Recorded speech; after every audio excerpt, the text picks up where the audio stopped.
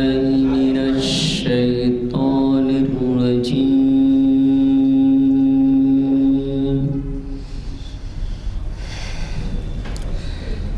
بسم الله الرحمن الرحيم.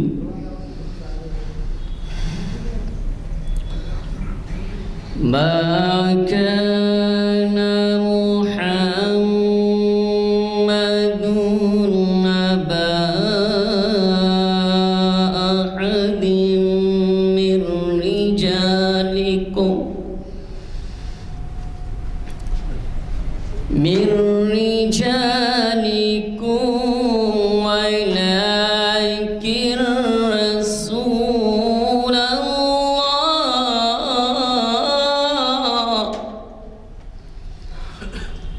ولكن رسول الله وخاتم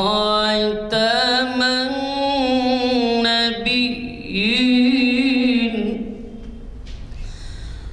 وكان الله بكل شيء عليما. يا أيها الذين آمنوا اذكروا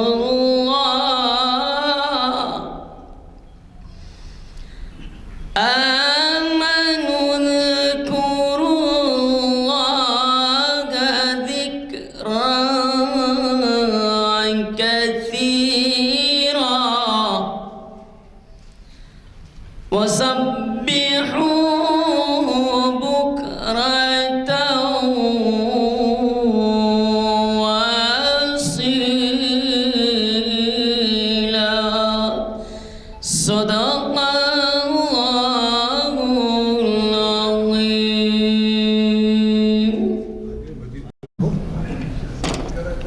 اعوذ باللہ من الشیطان الرجیم. بسم اللہ الرحمن الرحیم. یا ایھا الذین آمنوا ادخلوا فی السلم کافۃ لا تتبعوا خطوات الشیطان انہ لکم عدو مبین. صدق اللہ العظیم.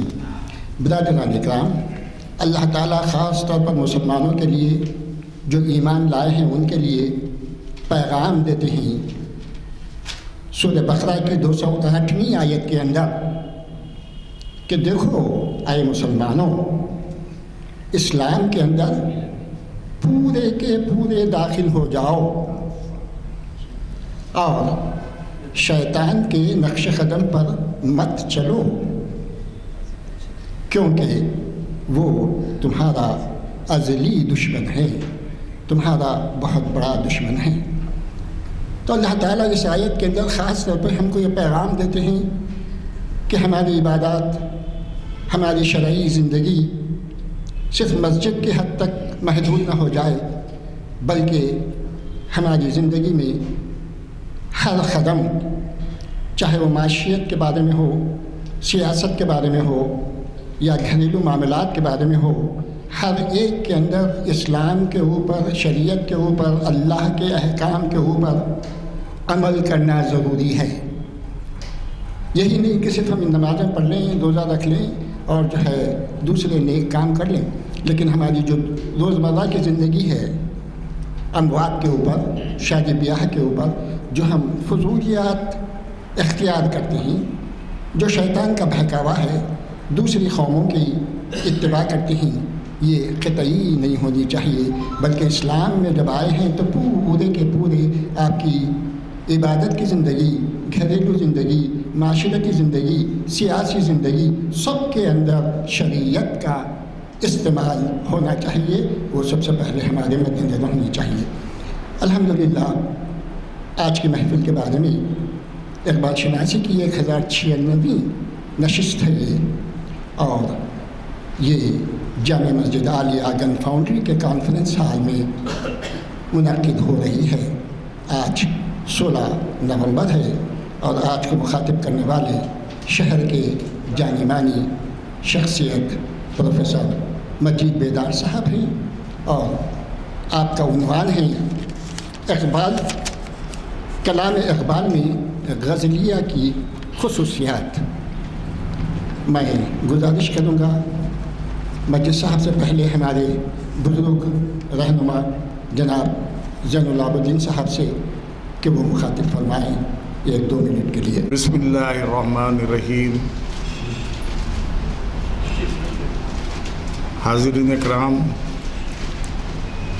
لازمی ہے کہ ہر دور کے تقاضوں کے اعتبار سے ادب بھی فروغ پاتا رہتا ہے۔ جیسے بھی جن باتوں کی طرف اشارہ کیا گیا،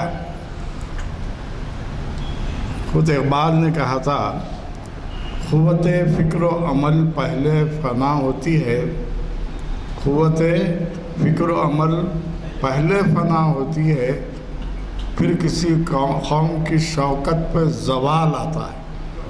آپ قوت عمل دیکھیے اور قوت فکر دیکھیے۔ تمام چینلز کے تحت آپ کو راغب کیا جا رہا ہے، آپ اسی طرف مبذول ہیں۔ تو بہت اہم باتیں کہی گئیں۔ مجھے اپنے موضوع پر 2-3 باتیں کہنی ہیں۔ وہ اس لیے کہ اقبال جس دور کے غزل گو شاعر کہلاتے ہیں، اس دور میں صوفیانہ غزل موجود تھی، تصوف کی باتیں، روحانیات کی باتیں، اللہ سے قربت اور عبادت و ریاضات کی طرف اشارہ بے شمار شعراء نے اپنے کلام میں کر دیا تھا۔ متصوفانہ غزل تھی، چونکہ میں اقبال کی غزل کے پس منظر میں آج کہنے والا ہوں، تو متصوفانہ غزل تھی، رنگین غزل تھی، عاشقانہ غزل تھی، اور غزل کا ایک وہ بھی انداز تھا جو لکھنؤ میں پنپ چکا تھا، جسے ریختی کہتے تھے، عورتوں کی زبان میں غزل لکھنا۔ یہ ریختی تو ہمارے قلی قطب شاہ نے بھی کی ہے، اور دکن کا بہت مشہور شاعر ہاشمی بیجاپوری، اس کا پورا دیوان ہی ریختی میں ہے۔ لیکن یہ تمام عروج اور زوال سے غزل گزر چکی تھی جب اقبال غزل گوئی کر رہے تھے۔ میں لفظ عروج و زوال اس لیے استعمال کر رہا ہوں کہ ریختی کے ذریعے لکھنؤ میں ایسی بیہودہ گوئی کی گئی کہ جس کی وجہ سے اب اس معاشرے کا اندازہ لگائیے جہاں تربیت کے لیے نوابین، امیر و امراء کے بچے سلام کیسے کرنا چاہیے، کتنا جھکنا چاہیے، ساتھ سلام کیسے کرنا چاہیے، ان کو بھیجا جاتا تھا ناچنے گانے والیوں کے پاس۔ اور آج ہم اپنے بچوں کو انگریزی میڈیم میں بھیج رہے ہیں، جہاں اخلاق، تہذیب اور غور و فکر کی کوئی بات نہیں بتائی جاتی، صرف یہ بتایا جاتا ہے کہ 95%، 100% مارکس لے کے IAS IPS کیسے بننا ہے، ڈاکٹر انجینئر، انسان بننا نہیں ہے۔ اقبال نے اپنی شاعری کے ذریعے، چاہے وہ نظم کی ہو، چاہے غزل کی ہو، چاہے مثنوی اور مرثیے کے پس منظر میں ہو، انہوں نے اس قوت کو، اس عمل کو، اس کوشش کو اجاگر کرنے کی طرف توجہ دی جو اسلام کا مقصد اولین ہے۔ پہلے انسان کو انسان بنانا چاہیے۔ لازمی ہے کہ ایک دور تو ہم جب پڑھتے تھے، اگر ٹیچر سزا دیتا تو والدین کہتے اگر شوق سے نہیں تو کم سے کم خوف سے پڑھ لے گا۔ آج کا ماحول بالکل برعکس ہے۔ میں یہ بتا رہا تھا، اقبال نے غزل کی وہ روایت جو قلی قطب شاہ سے، ولی اورنگ آبادی سے، پھر اس کے بعد میر تقی میر سے، مرزا محمد ربیع سودا اور خواجہ میر درد سے ہو کر ان تک پہنچی تھی، اس میں کئی خوبیاں تھیں، کئی خرابیاں تھیں۔ لازمی ہے کہ محبوب کے حسن کی تعریف، اس کے گال کی خال کی تعریف، اس کے چال ڈھال کی تعریف، اس سے کیا حاصل ہونے والا ہے؟ تھوڑی دیر کے لیے جمالیاتی سکون، ذہنی سکون، تو اقبال پہلے شاعر ہیں جنہوں نے حالی کی حمایت میں غزل کو اس مزاج تک پہنچایا کہ جس کے ذریعے کوئی حسن و عشق کی بات نہیں، خدا اور رسول کی بتائی ہوئی باتیں اور حضور اکرم صلی اللہ علیہ وسلم نے جن پر عمل کیا اس کو پیش کرنے کی کوشش کی۔ آپ نے مشہور غزل ان کی سنی ہے، کبھی اے حقیقت منتظر نظر آ لباس مجاز میں۔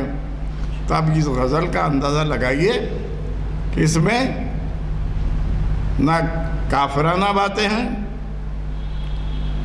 اور نہ ایسی باتیں جس سے نا امیدی۔ ان کے دور میں ہی حیدرآباد میں شاعر تھے فانی بدایانی، یہ حیثیت کے امام سمجھے جاتے تھے۔ فانی ہم تو جیتے جی وہ میت ہیں بے گور و کفن، غربت جس کو راس نہ آئی اور وطن بھی چھوٹ گیا۔ یہ نا امیدی کی شاعری تھی غزل میں۔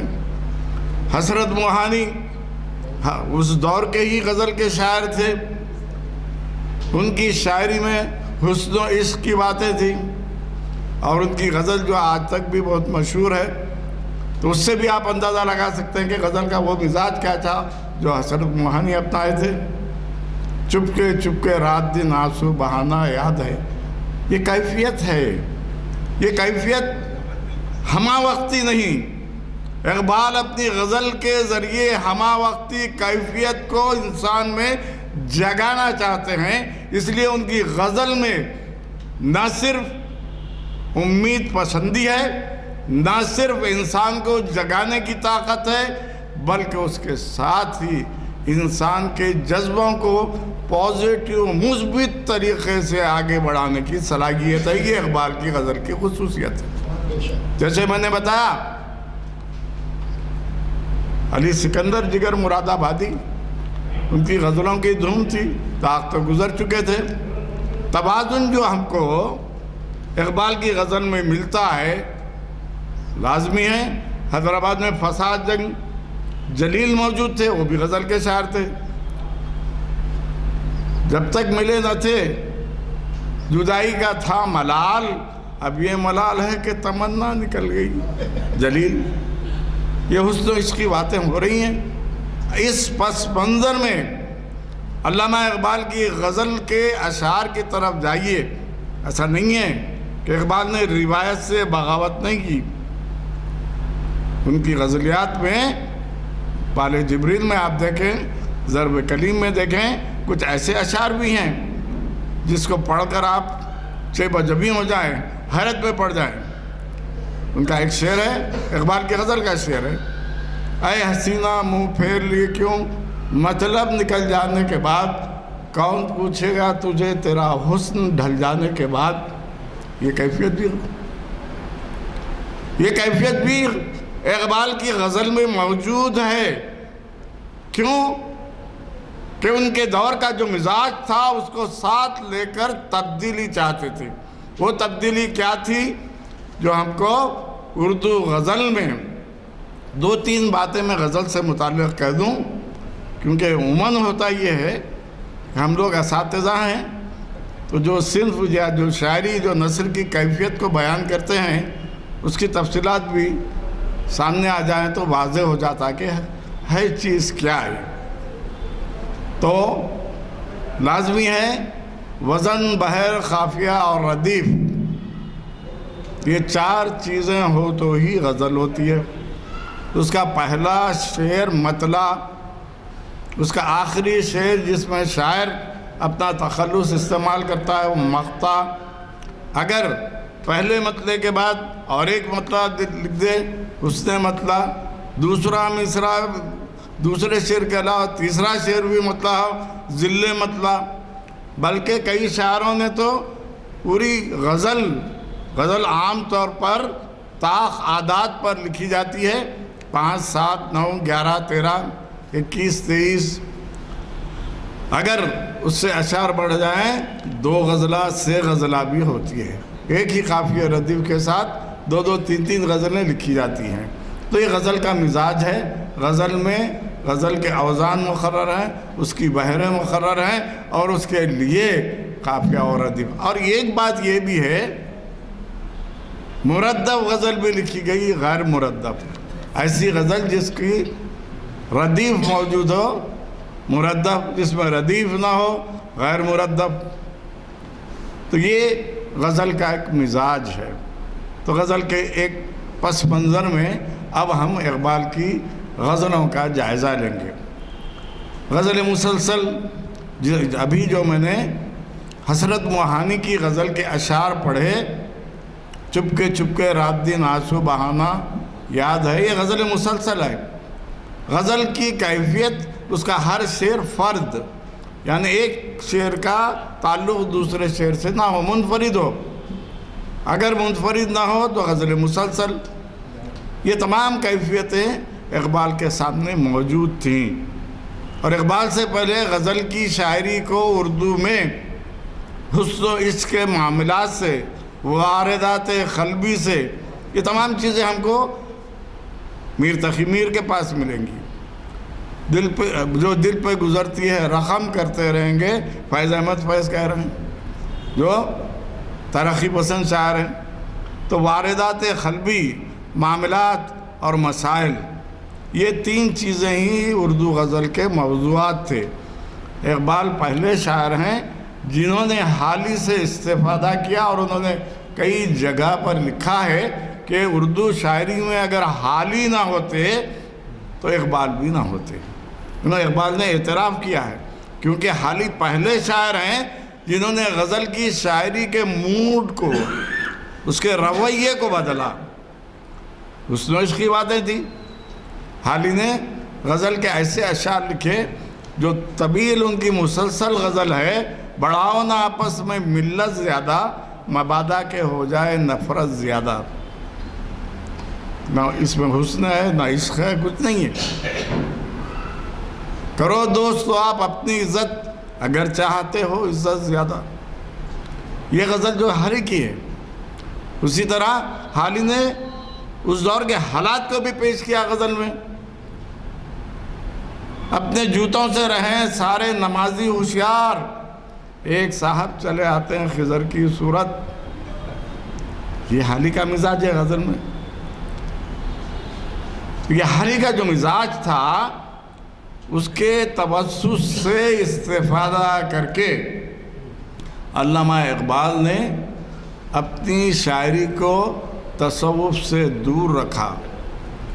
ابھی جو گفتگو ہوئی کہ اقبال کی کئی نظموں میں یہ باتیں ہیں کہ جو کہا جاتا ہے یورپی مفکرین مذہب ایک افیون ہے جو کہتے ہیں، وہ کیوں کہتے ہیں کہ عمل سے دوری اور تن آسانی کی وجہ سے انسان میں خرابیاں آتی ہیں۔ ہم حیدرآبادی ہیں، فخر کرتے ہیں ہمارا یہ ہے ہمارا یہ، مگر ساری دنیا میں ہماری تن آسانی اتنی مشہور ہے کہ کوئی مقابلہ ہی نہیں کر سکتا۔ ہر چیز دوسرے کے حوالے کر کے خاموش بیٹھے رہیں گے۔ شادی کر رہے ہیں، ولیمہ کر رہے ہیں، ہوٹل کو آرڈر دے دیے۔ ارے بھئی کیا برائی ہے، آپ جو ہے کسی کک کو بلا کر پکا سکتے ہیں نا، مگر ہر چیز میں تو معاشرے کو خراب کرنے میں وہ جو شاعر تھا، دو شاعروں کے نام بہت اعزاز کے ساتھ اقبال نے لیا ہے، ایک اکبر الہ آبادی کا اور ایک مولانا حالی کا۔ اکبر الہ آبادی کی طنزیہ مزاحیہ شاعری تھی، اور انہوں نے حقائق کو، اٹل حقیقتوں کو، جس کو نظر انداز کر کے مسلمان طبقہ برائیوں کی طرف راغب ہو رہا تھا، اس کی طرف توجہ دی۔ اپنے بیٹے کو لکھا، ہوئے اس قدر مہذب، کبھی گھر کا منہ نہ دیکھا، کٹی عمر ہوٹلوں میں، مرے اسپتال جا کر۔ آج ہمارا معاشرہ یہی ہے، بلکہ ڈاکٹر کہہ بھی دیتے ہیں کہ لے جاؤ گھر، نہیں دواخانے میں رہ دو، گھر میں کون خدمت کرے گا۔ یہ جو جذبہ یورپی جذبہ ہے، جس کی طرف اکبر الہ آبادی نے 1921 سے پہلے، انتقال سے پہلے اشارہ دے دیا ہے، اور آج کے معاشرے کی جو کیفیت اخباروں میں دیکھ رہے ہیں، عابدہ چمکی نہ تھی انگلش سے جب بیگانہ تھی، عابدہ چمکی نہ تھی انگلش سے جب بیگانہ تھی، اب ہے شمع انجمن پہلے چراغ خانہ تھی۔ ہم اپنی بچوں کو کیا بنانا چاہ رہے ہیں؟ دین، اسلام، ہمدردی، یہ تمام چیزیں ہماری زندگیوں سے دور ہوتے جا رہے ہیں۔ تو اقبال اپنی غزل سے پیام دیتے ہیں، صرف مسلمانوں کو نہیں، دنیا کے ان تمام انسانوں کو جو حقانیت پسند ہے، سچائی کو اپنا وتیرہ بناتے ہیں، ان کو اپنی غزلوں کے ذریعے پیام دیتے ہیں۔ وہ پیام کیا ہے؟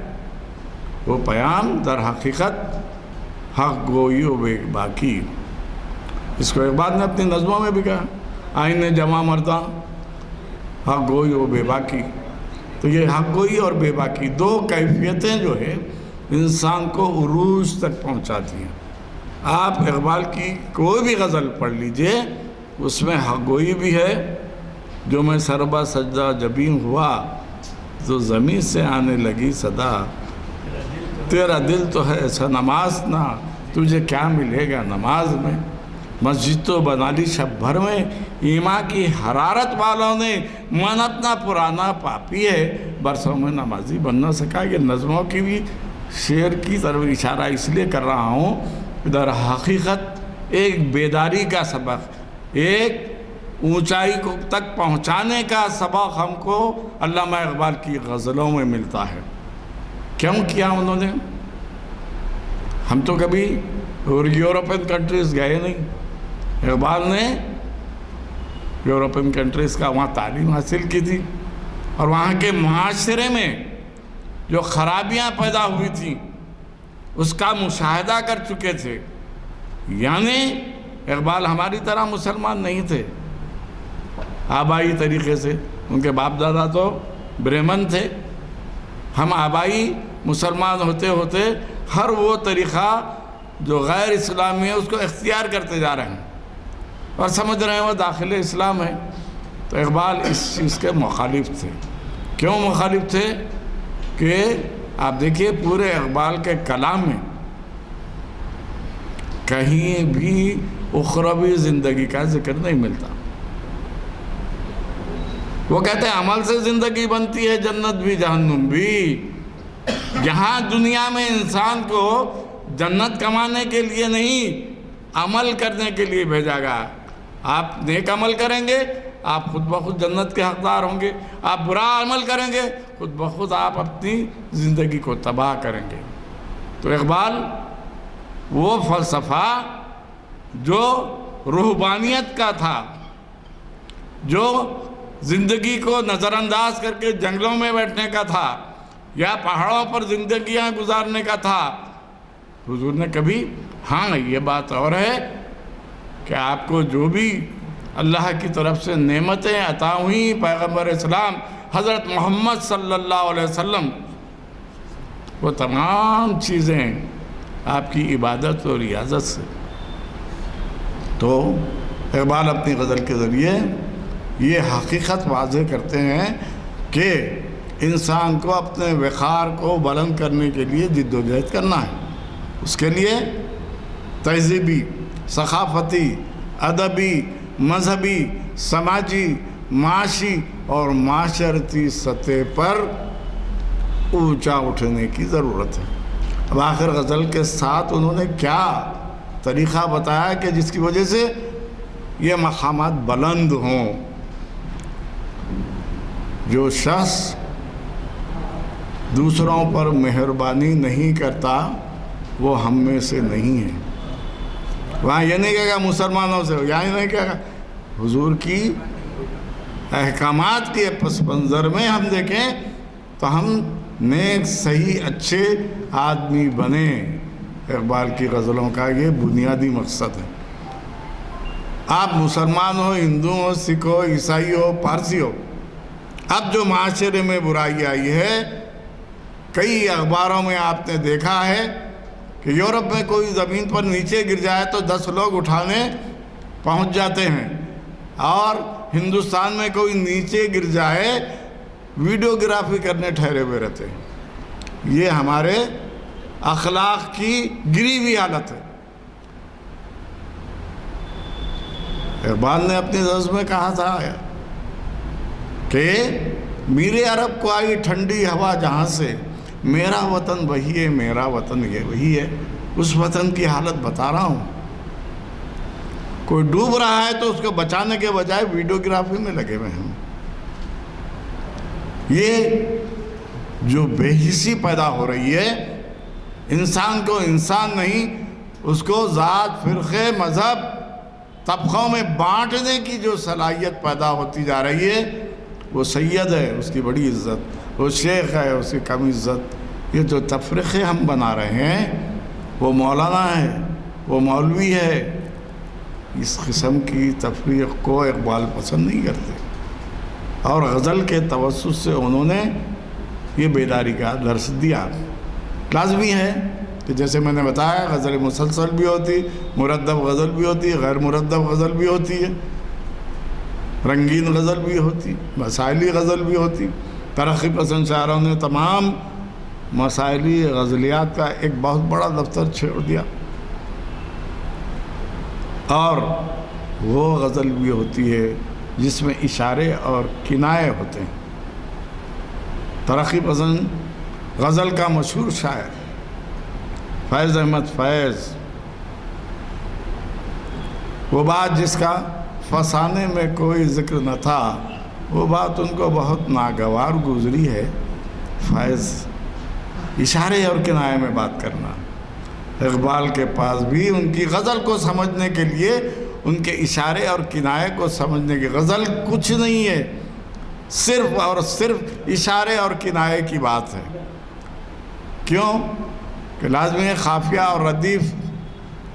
اگر کوئی شاعر غزل لکھ رہا ہے، جیسے غالب کی غزل ہے، ابن مریم ہوا کرے کوئی میرے دکھ کی دوا کرے کوئی، کرے کوئی 3 لفظ ہو گئے، کرے کوئی 6 ہو گئے، ابن مریم ہوا کرے کوئی 3 لفظ، میرے دکھ کی دوا کرے کوئی 3، اب کتنے لفظ رہ گئے؟ 6 لفظ رہ گئے۔ ابن مریم 2 اور ادھر میرے دکھ کی دوا تھی۔ تو اب قافیہ ردیف آپ غزل سے ہٹا دیں گے، 2 یا 3 4 لفظوں میں کوئی پتے کی بات کرنا بہت مشکل کام ہے۔ اس لیے غزل شاعری کی بڑی صنف قرار دی جاتی ہے کہ شاعری کے توسط سے فکر، تدبر اور تمام انسانی صلاحیتوں کا استعمال ہوتا ہے۔ ہندوستان میں جو حکومت چل رہی تھی، ایک شاعر نے جو حالات بدلے تو غزل کے شاعر نے کہا، ایک تشنہ لب نے جو بڑھ کے جو ساغر اٹھا لیا، ایک تشنہ لب نے بڑھ کے جو ساغر اٹھا لیا، ہر بلحوث نے میں قدا سر پر اٹھا لیا۔ اشارے میں پوری بات کہہ دی گئی۔ یہ غزل کی خوبی ہے۔ دیکھیے دنیا میں ہزارہا زبانیں ہیں، ہماری زبان سے پہلے عربی زبان بہت بڑی زبان ہے، اور غزل کی شاعری عربی سے ہی آئی ہے۔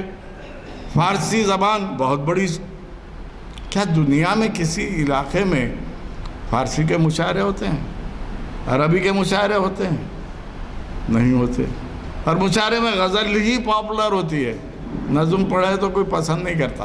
اس کی وجہ یہی ہے کہ غزل میں کم لفظوں میں پتے کی بات کہی جاتی، اس لیے غزل کی شاعری اہمیت کی شاعری ہے۔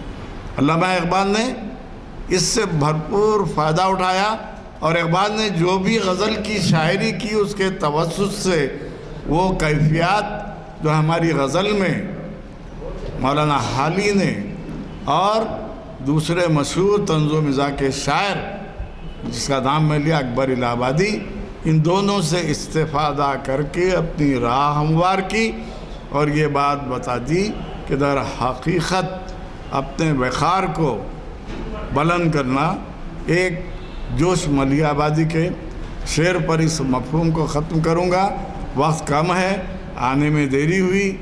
تو جوش ملیح آبادی نے کہا تھا، ہر موم کو دھنیں شمع بنے، مضطر ہے پگھل جانے کے لیے۔ ہر ہر موم کو دھنائے شمع بنے، مسترح پگھل جانے کے لیے ہر سنگ کا سینہ جلتا ہے پارس میں بدل جانے کے لیے۔ یہ بے جان چیزوں میں خدا نے یہ تاثیر پیدا کیے تو ہم میں کیوں نہیں؟ ہم میں وہ جستجو ہونا چاہیے۔ ان چند کلمات کے ساتھ میں معذرت خواہ ہوں، انشاءاللہ آئندہ پھر یہ سلسلہ جاری رہے گا۔ السلام علیکم حضرات، ایک عالم کے خطاب پر کیا تبصرہ ہو سکتا ہے؟ اللہ کا شکر ہے کہ ہمیں ایسے حضرات کے درس سے استفادے کا موقع ملتا ہے جو بین الاقوامی شہرت کے حامل ہیں۔ یہ آج کون سا ہے؟ 1096